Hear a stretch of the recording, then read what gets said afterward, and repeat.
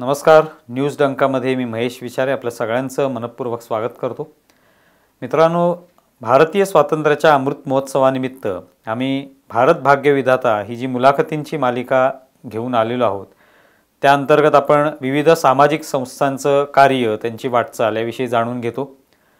आज आपण अशाच एका संस्थेशी जोडणार आहोत आणि आपल्या सगळ्यांना कल्पनाच आहे की राष्ट्राच्या उभारणीमध्ये त्या राष्ट्राची संस्कृती आणि संस्कार यांना अनन्यसाधारण असं महत्त्व आहे. ती राष्ट्राची संस्कृती टिकवण्यासाठी किंवा तिचं संवर्धन करण्यासाठी आणि संस्कार प्रत्येक पिढीपर्यंत रुजवण्यासाठी, पोचवण्यासाठी अनेक संस्था कार्यरत असतात. अशाच संस्थांपैकी एक संस्था बरीच वर्ष काम करते आणि ती म्हणजे संस्कृती संवर्धन प्रतिष्ठान. या संस्थेचं काय कार्य आहे, कशा पद्धतीने राष्ट्र उभारणीत तिचं योगदान आहे, हे जाणून घेऊया आज आपण. आणि त्यासाठी या संस्थेचे ट्रस्टी सचिव मोहन सालेकर आज आपल्यासोबत आहेत. त्यांच्याशी आपण संवाद साधूया. मोहनजी, आपलं खूप खूप स्वागत आहे न्यूज डंकामध्ये. धन्यवाद. तर आमची ही जी मुलाखतींची मालिका आहे, या माध्यमातून आमचा हा प्रयत्न असतो की या संस्थेची एखादी सामाजिक क्षेत्रामध्ये काम करणारी किंवा विविध क्षेत्रामध्ये काम करणाऱ्या संस्था ज्या आहेत त्यांची कशी वाटचाल आहे, त्यांचं योगदान काय, विशेषतः राष्ट्र उभारणीत त्यांचं कसं महत्त्वाचं सहभाग आहे. तर संस्कृती संवर्धन प्रतिष्ठान हे खूप महत्त्वाचं कार्य करते, मुळात संस्कार रुजवण्याचं, संस्कृती टिकवण्याचं. तर त्याची एक पार्श्वभूमी पहिल्यांदा आम्हाला ऐकायला आवडेल. आपल्या सगळ्यांना माहिती असेल की एखाद्या देशाचं धन गेलं तर पराक्रम करून ते धन आपल्याला परत मिळवता येतं.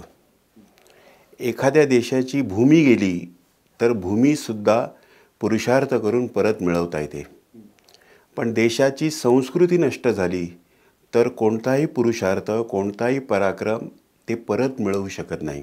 आणि हा विचार लक्षात ठेवून संस्कृती संवर्धन प्रतिष्ठानच्या कार्यकर्त्यांनी असं ठरवलं की आज जे काही नैतिकतेचं पतन आपल्या देशामध्ये वेगाने होतं आहे, म्हणजे भौतिक समृद्धी वाढते आहे, भौतिकतेचा GDP वाढतो आहे, पण नैतिकतेचा GDP दिवसेंदिवस कमी होताना आपल्याला दिसतो आहे.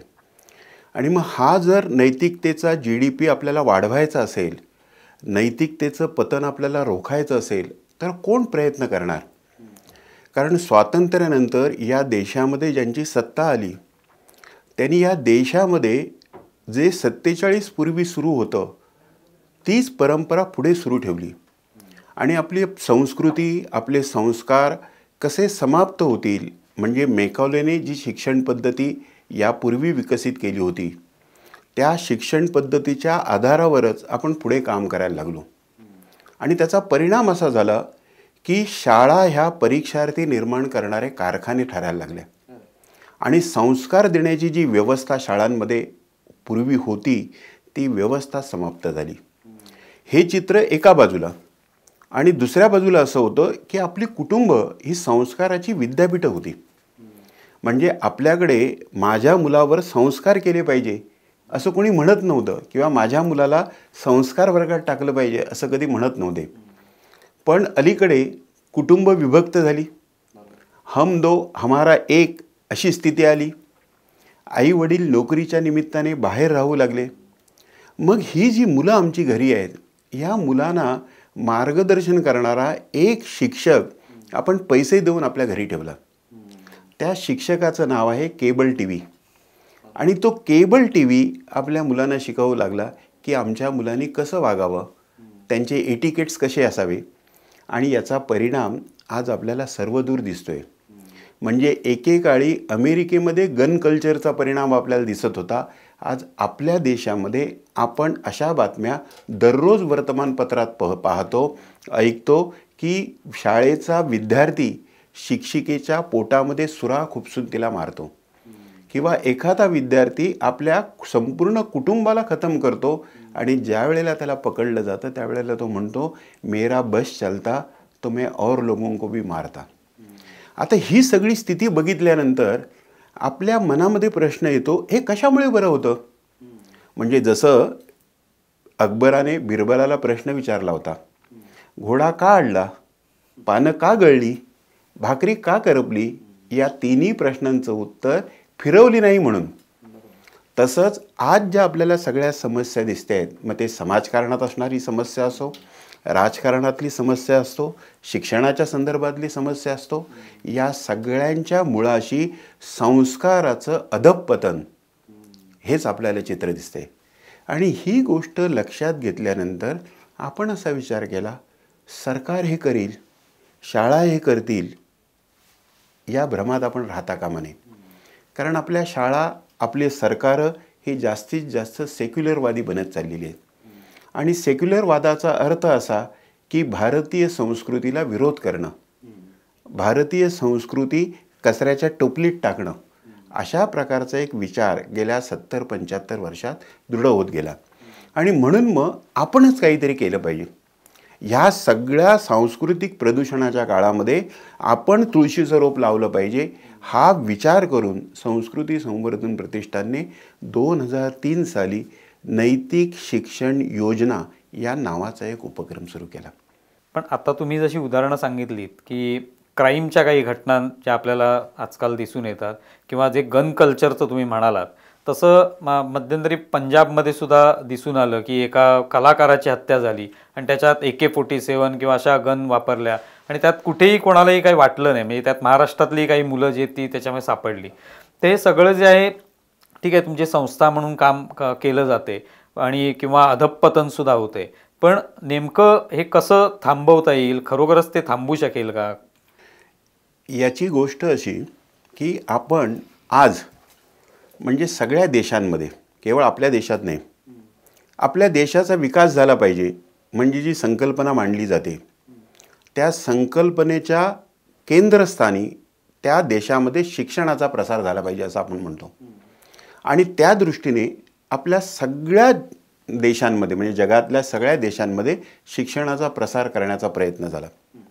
म्हणजे आपल्या देशाचं उदाहरण द्यायचं झालं तर 1947 साली आपल्या देशामध्ये केवळ 17 विश्वविद्यालये होती.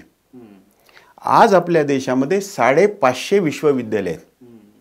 म्हणजे शिक्षणाचा प्रसार झाला. पण शिक्षणाचा प्रसार करूनसुद्धा आज बेरोजगारी कमी झालेली नाही, खून करण्याचं प्रमाण कमी झालेलं नाही, गन कल्चर कमी झालेलं नाही. म्हणजे आपण ज्या शिक्षण पद्धतीतून माणसांना साक्षर केलं आणि ती माणसं राक्षस बनत चाललेली आहे. कारण या शिक्षणामध्ये संस्कार लोप झाला. माणसाचा विचार करताना आपण 5 अंगांचा विचार केला पाहिजे. पण दुर्दैवाने आपल्याकडे असं झालं, माणसाला सुखी करायचं आहे तर केवळ त्याच्या शरीराच्या गरजा पूर्ण करा, अन्न वस्त्र निवारा द्या, त्याला रोजगार द्या, त्याला राहायला चांगलं घर द्या, म्हणजे तो सुखी होईल. पण असं झालेलं नाही. कारण माणसाला शरीराबरोबर मन असतं, आत्मा असतो, प्राण असतो, बुद्धी असते. आणि ह्या पंचकोशाचा विकास म्हणजे माणसाचा विकास, हे जे मूळ तत्व आहे आपल्याकडे, ते आपण विसरलो. म्हणजे आपल्या सगळ्यांना माहिती असेल, ब्रिटिश पार्लमेंटमध्ये मेकॉलेचं जे भाषण झालं, त्या भाषणामध्ये मेकॉलेने म्हटलं, मी भारतामध्ये 4ही दिशेनं फिरलो आणि फिरल्यानंतर मला कुठेही एक भिकारी आढळला नाही, कोणी गरिबीत आढळला नाही, कोणी दारिद्र्य नाही, सगळे सुसंस्कारित मला दिसले. आणि या भारतावर आपल्याला जर अधिक काळ राज्य करायचं असेल तर आपल्याला यांच्या शिक्षण पद्धतीवर आघात केला पाहिजे, तरच यांच्यामध्ये इन्फिरिटी कॉम्प्लेक्स निर्माण होईल. आपण ही जी सगळी तुम्ही उदाहरणं मला दिलीत, त्या सगळ्याच्या मुळाशी आपण बालवयापासून जर हे संस्कार नाही दिले तर भौतिकदृष्ट्या आपला कदाचित GDP वाढेल. तो आज 7.5% आहे, तो कदाचित 10% सुद्धा होईल. पण त्यातून ज्याला आपण म्हणतो की आनंद इंडेक्स, आनंद देणारा इंडेक्स किती आहे या देशाचा, तर तो मात्र आपला दिवसेंदिवस खाली जाते. आणि म्हणून याचा आपल्याला मुळापासून विचार केला पाहिजे. तुम्ही आत्ताच म्हणालात की महाविद्यालय असतील किंवा विद्यापीठं असतील, यांची संख्या वाढत गेली, शाळांची संख्या वाढली, पण संस्कारांचं प्रमाण जे आहे ते वाढलेलं नाही. आणि तुमच्या संस्थेच्या माध्यमातून जवळपास 900 शाळा ज्या आहेत त्या ठिकाणी तुमचं कार्य चालतं, तर त्या माध्यमातून काय अनुभव आला आहे तुम्हाला? आपण शेवटी एखादा विषय जेव्हा आपल्याला न्यायचा असतो तर एक उद्देश आपण डोळ्यासमोर ठेवतो की आपला मुख्य उद्देश आहे संस्कारांचं बीजारोपण झालं पाहिजे आणि संस्कृतीचं संवर्धन झालं पाहिजे. आता हे कसं करता येईल? There should be some tool, साधनं काहीतरी पाहिजे. आणि म्हणून आपल्याकडे परंपरेने चालत आलेल्या काही गोष्टी आहेत. आपल्या घरामध्ये आपली आजी होती, आजोबा होते, काका काकी मावशी, हे त्या मुलांवर संस्कार करण्यासाठी गोष्टींचा आधार घेत होते. आणि आपल्याला ते सांगत नव्हते की मी तुझ्यावर संस्कार करणार आहे, पण त्या गोष्टींच्या मधून आपसूक आपल्यावर संस्कार होत होते, काही जीवनमूल्य आपल्या हृदयामध्ये झिरपत होती. आम्ही नेमकं ते लक्षात घेऊन आम्ही 5वी ते 8वी हा जो वयोगट आहे, ज्या वयामध्ये संस्कार केले तर ते निश्चितपणे ग्रहण केले जातील, तो वयोगट लक्षात घेऊन आम्ही गोष्टींची पुस्तकं तयार केली. रामायण आहे, महाभारत आहे, क्रांतिकारकांच्या गोष्टी आहे. आणि या सगळ्या गोष्टी आजच्या काळात सुद्धा तर्कसंगत आहेत. म्हणजे तुम्हाला मी उदाहरण देईन. अगदी आज आपण सगळं बघतो, राजकीय वातावरण ढवळून निघालेलं आज दिसतंय आपल्याला. आणि या सगळ्या गदारोळामध्ये जी साधी गोष्ट रामायणातली एक मी तुम्हाला सांगेन. वाल्या कोळ्याची गोष्ट आहे. तो वाल्या कोळी येणाऱ्या जाणाऱ्याला लुटत असतो आणि शेवटी नारद उपदेश करतो आणि त्यातून वाल्या कोळ्याचा वाल्मिकी ऋषी होतो. हे आपण सगळ्यांनी ऐकलेलं आहे. आता ह्या गोष्टीतला साधा बोध आहे की वाईट संगतीचा परिणाम हा वाईट असतो. मुळात माणूस वाईट नसतो, त्याच्या भोवतालचं जे वातावरण आहे त्या वातावरणाचा संस्कार त्या व्यक्तीवर होत असतो. आणि म्हणून आपल्याला हे चित्र बदलायचं असेल तर आपल्याला हे वातावरण निर्माण करावं लागेल. आणि ते वातावरण या गोष्टींच्या माध्यमातून निर्माण करण्याचा प्रयत्न आपण संस्कृती संवर्धन प्रतिष्ठान करतोय. आता ह्या ज्या घटना आजूबाजूला घडत असतात, म्हणजे जसं तुम्ही वेगवेगळ्या गोष्टींचा आधार घेता, वेगळ्या पुस्तकांचा आधार घेता, तसं ह्या ज्या घटना घडत असतात यांचाही कुठे संदर्भ घेता का, की ह्या घटना का घडल्या? म्हणजे कदाचित त्या मुलांपर्यंत पोचत सुद्धा असतील, त्या बघत असतील टी व्हीवर, पण त्याचा त्यांना अर्थ कळत नसेल. पण तुमच्या माध्यमातून हे बाबा हे उदाहरण बघा काय घडलेलं आहे, आज काय घडलं किंवा काही दिवसांपूर्वी काय घडलं, ते या माध्यमातून पण तुम्ही त्यांच्यामध्ये प्रबोधन करता का? अगदी. आपण ज्या वेळेला ह्या गोष्टी सांगतो त्यावेळेला त्यांना त्या गोष्टी सांगितल्यानंतर किंवा व्हिडिओज त्याचे दाखवल्यानंतर त्यांना आपण असं म्हणतो की आजूबाजूला घडलेल्या एखाद्या घटनेचा संदर्भ देऊन तुम्ही एक वही तयार करा आणि त्या वहीमध्ये जी आजूबाजूला घडलेली घटना आहे ती लिहा आणि ती कशामुळे घडली याचा विचार करा. आणि असं ज्या वेळेला मुलं लिहितात आणि ज्या वेळेला आठवड्यातून एकदा त्यांच्याशी चर्चा करतो त्यावेळेला ते म्हणतात, सर हे कारण त्याचं आहे. म्हणजे जसं आपल्याला ती एक छोटीशी गोष्ट माहिती आहे की एक मुलगा छोट्या मोठ्या चोऱ्या करत असतो आणि चोऱ्या करता करता एक दिवस त्याच्या हातून मोठा गुन्हा होतो आणि त्याला फाशीची शिक्षा होते. आणि ज्या वेळेला फाशीची शिक्षा जाहीर होते त्यावेळेला ते जज विचारतात, आता तुझी शेवटची काही इच्छा असेल तर सांग. तो म्हणतो, मला फक्त ना माझ्या आईशी बोलायचं आहे. ते म्हणतं, ठीक आहे, त्याच्या आईला बोलवा. आई कोर्टरूममध्ये हजर असते. आईला तिथे बोलवलं जातं आणि तो म्हणतो, मला आईच्या कानात बोलायचं आहे. आणि कानात बोलण्याचं निमित्त करून तो आईचा कान चावतो. त्यावेळेला जज त्याला विचारतात, अरे आईचा कान का चावलास? तो सांगतो, सर मी ज्या वेळेला लहान होतो तेव्हा कोणाची पेन्सिल चोरायचो, कोणाचा रबर चोरायचो, कोणाची कंपॉस चोरायचो. त्यावेळेला जर मला रोखलं गेलं असतं तर कदाचित हा मोठा गुन्हा माझ्या हातून घडला नसता आणि आज मला फाशीची शिक्षा झाली नसती. म्हणजे या सगळ्या छोट्या घटनेकडे आपण बघितलं तर आपल्या असं लक्षात येईल, हे संस्कार ज्या वयात व्हायला पाहिजे, हे वातावरण ज्या वयात निर्माण केलं पाहिजे, तर न केल्यामुळे ह्या सगळ्या मोठ्या घटना आपल्याला दिसतात. आज अगदी राजकारणात आपण बघतो आता काय चाललंय, त्याच्या मुळाशी नैतिकतेचं किती पतन होत चाललेलं आहे. म्हणजे कोण कुठे जाईल याचा काही नेम राहिलेला नाही, अशा प्रकारची स्थिती आपल्याला दिसते. खरं आहे. सुरुवातीला एक उल्लेख केला होता म्हणजे केबल टी व्हीचा. आज तर म्हणजे अगदी प्रत्येकाच्या हातामध्ये मोबाईल दिसतो आणि मग ते गेम्स खेळणं किंवा त्याच्यामधनं प्रचंड प्रमाणात माहिती ही लोकांपर्यंत पोचत असते आणि मुलांपर्यंत ही माहिती पोचत असते. मग अशा वेळेला म्हणजे ठीक आहे आपण मोबाईल आलेला आहे, पण मोबाईल हातातून काढून घेणं किंवा त्याला नस देणं हे तर आपण करू शकत नाही, त्याला द्यावा लागतो. आजकाल शिक्षणसुद्धा त्याच्यावर झालेलं आहे ऑनलाईन शिक्षणाच्या माध्यमातून.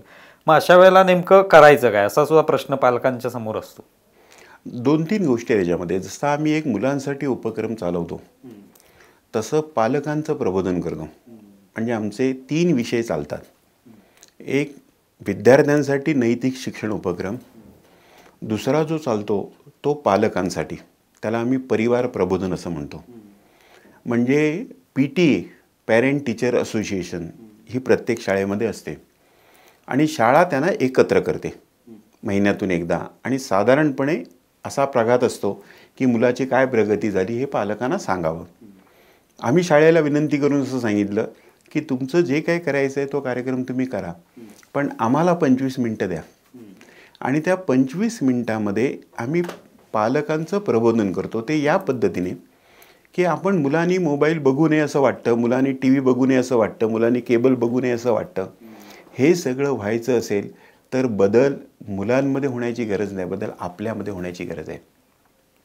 आपण मोबाईल कमी वापरायला लागलो तर आपोआप मुलं कमी वापरायला लागतील. कारण आपण काय बोलतो याचा परिणाम मुलांवर होत नाही, आपण काय करतो याचा परिणाम मुलांवर होतोय. त्यामुळे आपण आपल्या कृतीतून काही आदर्श ठेवला पाहिजे, आणि हा सगळ्यांचा अनुभव आहे. त्यामुळे या दृष्टीने करतो. दुसरा एक विषय आम्ही असा करतो की आपण असं म्हणतो की मुलांवर संस्कार नाही, पण मुळामध्ये पालक म्हणून माझं कर्तव्य काय? केवळ मुलाला जन्म दिला, निसर्ग नियमानुसार तो जन्म झालेला आहे, त्याच्यामध्ये माझं काही विशेष योगदान नाही आहे. पण मी पालक म्हणून मुलाला वाढवताना जर त्याला चांगला नागरिक घडवायचा असेल तर मला जाणीवपूर्वक काही गोष्टी केल्या पाहिजे. त्यातलं एक म्हणजे आपल्या मुलांशी आपला संवाद झाला पाहिजे. आज संवादाचा अभाव आहे. आम्ही घरामध्ये 4 माणसं राहतो, पण एक दुसऱ्याशी संवाद नाही. आपल्या 2 माणसांमध्ये खूप मोठी दरी निर्माण झालेली आहे, आणि या संवादाच्या अभावामुळे आज अनेक घरं आज तुटत आहेत. आणि म्हणून आम्ही त्या पालकांना असा आग्रह करतो की आपण सगळे बिझी आहोत, मुंबईच्या धावपळीच्या जीवनात आहोत, पण आपल्याला दिवसातलं एक जेवण आपण एकत्र करू शकतो का? आणि त्यावेळेला TV नाही लावायचा, त्यावेळेला आपण एक दुसऱ्याशी संवाद साधायचा. म्हणजे त्यातून आपली कुटुंब टिकतील, आणि आपली कुटुंब टिकली तर आपली संस्कृती टिकेल, आणि त्या संस्कृतीच्या आधारावर संस्कारांचं बीजारोपण होईल. जसं 900 शाळांचं तुम्ही काम पाहता, पण अशा अजूनही शाळा असतील की जिथपर्यंत पोचणं गरजेचं आहे, त्यांनासुद्धा अशा पद्धतीने संस्कारांचं बीजारोपण जे तिथेही व्हायला पाहिजे, संस्कृती रक्षणाचं काम व्हायला पाहिजे. मग त्या दृष्टीने कसे प्रयत्न चालू आहेत, किंवा त्या शाळांकडून काही तुमच्यापर्यंत ते लोक येतात आणि मागणी करतात की तुम्ही आमच्या इथे काही कार्य करा? सुरुवातीपासून एका गोष्टीचा आपण आग्रह धरला. बऱ्याचदा अनेक NGOज निर्माण होतात आणि काळाच्या ओघात त्या समाप्तही होतात. आपण एका विशिष्ट संस्कारातून ही संस्था सुरू केलेली असल्यामुळे आपण काम सुरू करताना असा विचार केला की ज्या ठिकाणी 4 माणसं काम करण्यासाठी एकत्र येतील तरच त्या ठिकाणी काम सुरू करायचं. म्हणजे ज्याला आपण सामाजिक संस्थांच्या भाषेमध्ये संघटन उभं राहिलं पाहिजे.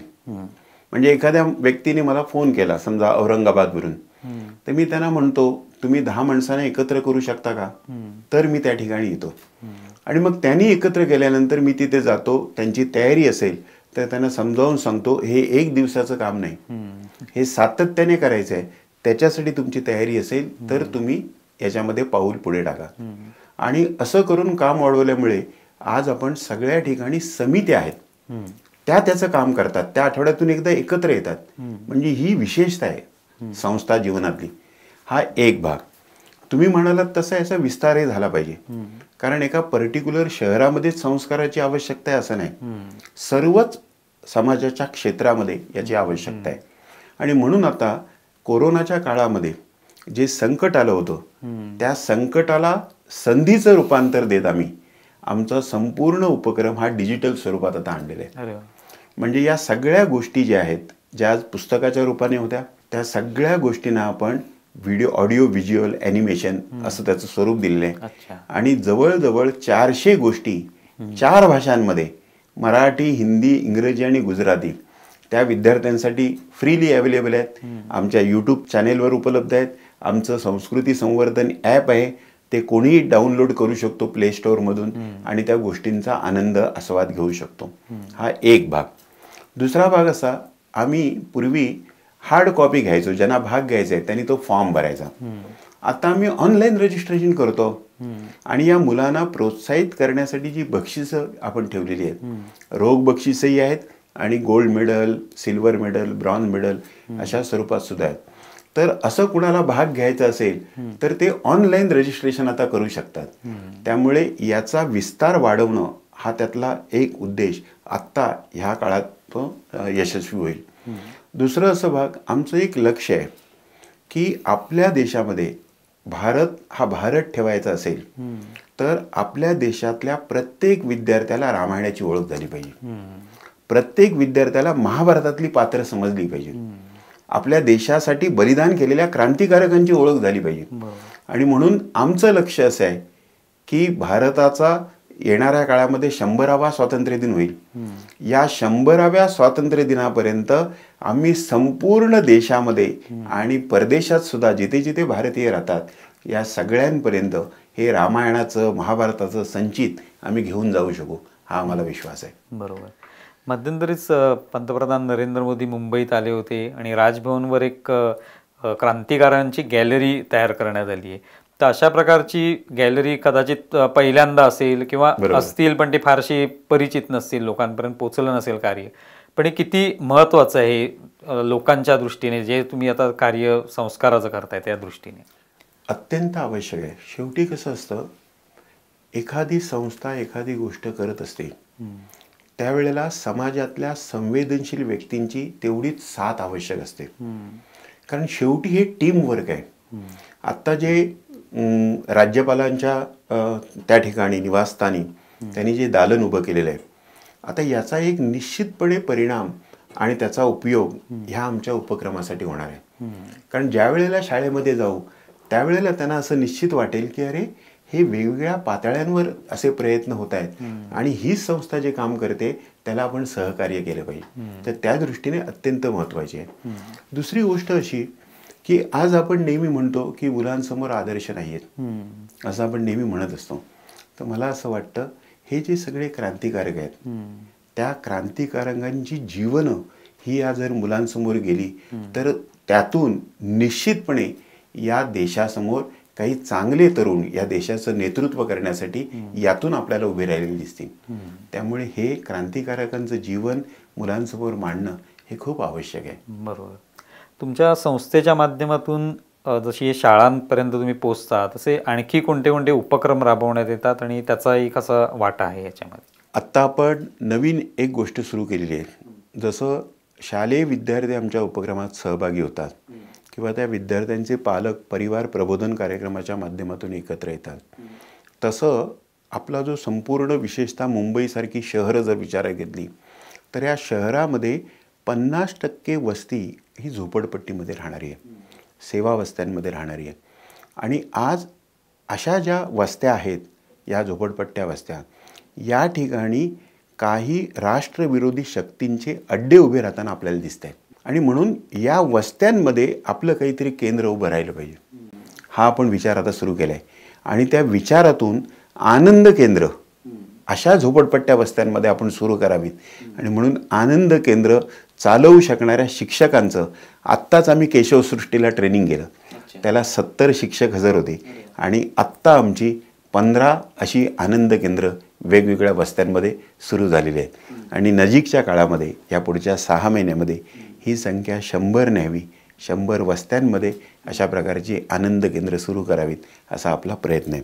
आता यातून कसं होणार काम, तर आनंद केंद्रामध्ये लहान मुले येतील, साधारण 1ली ते 4थी वयोगटातली. त्या मुलांना आपण एकत्र करत असताना दरवेळेला आठवड्यातून एकदा त्यांचा तो आनंद केंद्राचा कार्यक्रम संपला की प्रत्येक मुलाच्या घरी जाणं आणि त्या घरातलं वातावरण काय, घरी कशा प्रकारची विचार करण्याची पद्धत आहे, या सगळ्याचा विचार करून आपल्याला एक अंदाज येतो की या संपूर्ण वस्तीमध्ये कशा प्रकारच्या काही शक्ती काम करतायत का, आपल्याला देशाला धोका पोचेल असं काही काम या ठिकाणी होतं आहे का, किंवा धर्मांतरण करण्याचे काही प्रयत्न होत आहेत का, किंवा आज ज्या मुली फसल्या जातात ज्यांना संस्कृतीची व्यवस्थित ओळख नसल्यामुळे त्या काही परधर्मीयांच्या जाळ्यात अडकतात. तर अशा सगळ्या गोष्टी आपल्याला वेळीच लक्षात येऊ शकतात जर आपलं केंद्र त्या वस्तीमध्ये उभं राहिलं तर. आणि म्हणून या केंद्रांच्या माध्यमातून आपण अशा वस्त्यांमध्ये प्रवेश करतो. आता शहर आणि ग्रामीण असे दोन विभाग आहेत आणि शहरामध्ये आपण पाहतो की अत्यंत गतिमान असं जीवन आहे, कोणाला कोणाकडे बघायला वेळ नाही आहे. पालक आणि मुलांमध्ये सुद्धा जो आपण संवादाचा तुम्ही विषय काढलात तर तसं आहे. तर तुम्हाला काय वाटतं की शहरामध्ये हे जे तुमचं काम आहे हे प्रामुख्याने प्रभावीपणे केलं पाहिजे की दोन्ही ठिकाणी सारख्याच पद्धतीने करता येईल? आज दोन्ही ठिकाणी गरज आहे, केवळ शहरी आणि ग्रामीण नव्हे. शहरामध्ये सुद्धा मोठे मोठे टॉवर आहेत, मोठे मोठे कॉम्प्लेक्स उभे राहत आहेत. जशी संस्काराची गरज झोपडपट्टी वस्तीमध्ये आहे, किंबहुना त्यापेक्षा जास्त गरज आज टॉवरमध्ये आहे. कारण तिकडे सगळ्या भौतिक सुविधा आहेत, पण पतन हे अधिक वेगाने तिथे होताना दिसते. त्यामुळे शहरी ग्रामीणमध्ये सुद्धा अशाच प्रकारची स्थिती आहे. आज कोणत्याही ग्रामीण भागात जा, मी कोकणातला आहे, मी गेल्या आठवड्यामध्ये गोव्याला गेलो होतो आणि कोकणामध्ये दापोलीला गेलो होतो. गावी गेल्यानंतर लक्षात असं येतं की गावं ही केवळ म्हणण्यासाठी राहिलेली आहेत. आज सगळ्या प्रकारच्या शहरी गोष्टी या नेटमुळे असेल, मोबाईलमुळे असेल, या सगळ्या गोष्टी तिथे पोचलेल्या आहेत. त्यामुळे ज्या वाईट गोष्टी आपल्याला शहरांमध्ये दिसत आहेत त्या वाईट गोष्टींचा प्रादुर्भाव ग्रामीण भागात सुद्धा तेवढ्याच वेगाने होतो आहे. त्यामुळे आपल्याला दोन्हीकडे सारख्याच ताकदीने उभं राहण्याची गरज आहे. आता एक शेवटचा प्रश्न म्हणजे इतकी वर्ष तुम्ही कार्य करताय, वेगवेगळ्या शाळांपर्यंत पोचले, अनेक स्वयंसेवक सुद्धा जवळपास 300 स्वयंसेवक तुमचे आहेतच. तर तुमचं नेमकं आता ध्येय काय आहे आणि कशा पद्धतीने लोकांना तुम्ही संदेश देऊ इच्छिता की आपले संस्कार टिकवण्यासाठी किंवा संस्कृती टिकवण्यासाठी नेमकं काय करायला पाहिजे आपण? आपली संस्कृती टिकली नाही तर मानवता टिकणार नाही. कारण आपल्या संस्कृतीचं जे ब्रीदवाक्य आहे, मूळ वाक्य आहे, सर्वेपि सुखिनः सन्तु सर्वे सन्तु निरामया सर्वे भद्राणि पश्यन्तु मा कश्चित् दुःख भाग भवेत. याने प्राणीमात्राच्या कल्याणाचा विचार करणारी जगातली एकमेव संस्कृती म्हणजे भारतीय संस्कृती आहे. जगा आणि जगू द्या हा संदेश देणारी एकमेव संस्कृती ही भारतीय संस्कृती आहे. आणि म्हणून ही संस्कृती टिकली तर जगातली मानवता टिकेल. आणि म्हणून त्या संस्कृतीचा उदय आणि विस्तार ज्या देशामध्ये झाला त्या देशामधले असलेल्या लोकांनी हे ओळखलं पाहिजे आणि ते ओळखून त्याच्यावर काम केलं पाहिजे. म्हणजे आज मी माझं स्वतःचं घर चालण्यासाठी काहीतरी व्यवसाय करतो, तो केलाही पाहिजे. पण तो करत असताना मी केवळ माझ्या कुटुंबापुरता मर्यादित नाही, तर माझ्या कुटुंबाप्रमाणेच अन्य कुटुंब मिळून एक समाज होतो आणि हा सगळा समाज मिळून हे राष्ट्र होतं आणि या राष्ट्राचं मी देणं लागतो. म्हणजे सावरकरांनी असं म्हटलं होतं की देह आणि देव हा जो प्रवास आहे त्याच्यामध्ये अनेक ठिकाणं, अनेक मुक्काम येतात आणि त्यासाठी जो देश लागतो मध्ये, त्या देशाचं मी काहीतरी देणं लागतो आणि ते मी देणं याच जन्मी दिलं पाहिजे. आणि मला असं वाटतं संस्कृतीचं संवर्धन करणं याच्यासारखं दुसरं ईश्वरी काम नाही. जसं स्वामी विवेकानंदांनी म्हटलं होतं की अध्यात्म म्हणजे काय, त्यांनी अगदी सोपी व्याख्या केली अध्यात्माची. अध्यात्म म्हणजे दुसरं तिसरं काही नसून निस्वार्थी भावनेने केलेली सेवा म्हणजे अध्यात्म. आणि मला असं वाटतं या निमित्ताने तुमच्या स्टुडिओमध्ये अनेक लोक कदाचित हा कार्यक्रम पाहतील, त्यांना मी असं सांगू इच्छितो, परमेश्वराने आपल्याला मानव जन्म दिलेला आहे. दुसरा जन्म मिळेल की नाही माहीत नाही, पण काहीतरी ध्येय आपल्यासाठी योजून परमेश्वराने तुम्हाला इथे पाठवलेले. त्यामुळे ते ध्येय लक्षात घ्या, ते कर्तव्य लक्षात घ्या आणि याच जन्मी मी या समाजाचं देणं फेडलं पाहिजे, या देशाचं ऋणातून मी मुक्त झालो पाहिजे, अशा प्रकारचा विचार करावा असं मला वाटतं. या निमित्ताने मी या सगळ्यांना आवाहन करेन. बरोबर, छान विचार मांडलात आणि एक महत्त्वाचा संदेश तुम्ही दिलेला आहे. आणि ज्या एकूण चर्चेतून आपण हेच पाहिलं की भौतिक सुख जे ते आहेतच, पण त्याबरोबर संस्कार आणि संस्कृती यांचं जतन करणं खूपच महत्त्वाचं आहे. आणि हे कार्य तुम्ही करतात त्याबद्दल खूप खूप अभिनंदन आणि असंच तुमचं हे कार्य सुरू राहावं अशा शुभेच्छा. नमस्कार. नमस्कार. तर मित्रांनो, आत्ताच आपण मोहनजी सालेकर यांच्याशी संवाद साधला. तुम्हाला हा कार्यक्रम कसा वाटला, हा एपिसोड कसा वाटला हे जरूर कळवा. त्यावर तुमच्या प्रतिक्रिया लिहा. आमचा हा व्हिडिओ जास्तीत जास्त लाईक करा, शेअर करा आणि आमचं यूट्यूब चॅनल सबस्क्राईब करा. धन्यवाद.